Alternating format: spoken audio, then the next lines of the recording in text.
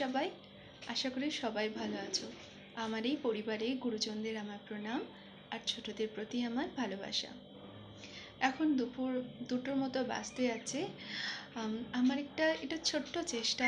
আমি আমি সারাদিন যে কী করি, ছোট ছোট জিনিস আমি তোমাদের সামনে একটু রাখতে চাই।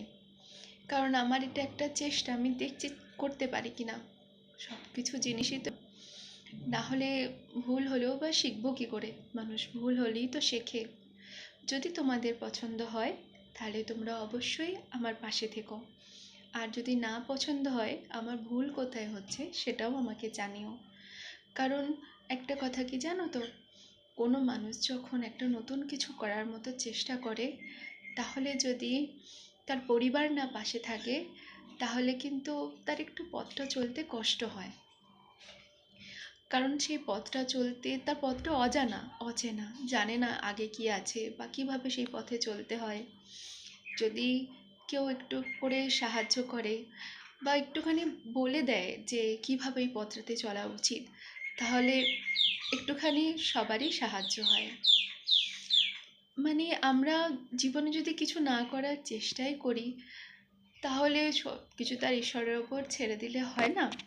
কারণ উনি আমাদের দুটো হাত দিয়েছেন, মাথায় বুদ্ধি দিয়েছেন, যে বিবেচনা করার মতো শক্তি দিয়েছেন, যে কোনটা ভুল কোনটা ঠিক সেটা তুমি বিবেচনা করো। তার জন্য বিবেক দিয়েছে, বুদ্ধি দিয়েছে, সেটা তুমি বিবেচনা করে সেই পথে এগিয়ে যাও। তো যখন কেউ নতুন হয় কোনো পথ চালাতে, যখন একটা ছোট্ট বাচ্চাই ধরো না, যখন পথ চলা শেখে, তখন মা বাবারা তার পাশে থাকে। সে পড়ে যায়, হোঁচট খায়, কিন্তু তাকে তার পাশে থেকে তাকে সাহায্য করার জন্য দাঁড়িয়ে থাকে।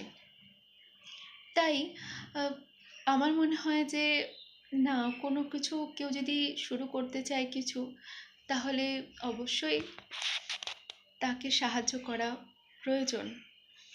না হলে সে পথটা জানবেই বা কী করে? আমি এই পথটা শুরু করছে বলে আমি কথাগুলো বলছি না কখনো, আমার এটা এমনি বলতে ইচ্ছা করলো তাই বলছি। আর যদি তোমরা আমার এই পথ চলায় পাশে থাকো, তাহলে তো অবশ্যই ভালোই হয়। আমাদের সবার ওপরই ওই ঈশ্বর আছেন, উনি আমাদের সবার সাথেই থাকেন। শুধু বিবেচনা করার মতো ক্ষমতা সেটা আমাদেরকেই রাখতে হয়। হরে কৃষ্ণা, রাধে রাধে। আবার অন্য কোনো ভিডিওতে তোমাদের সাথে দেখা হচ্ছে।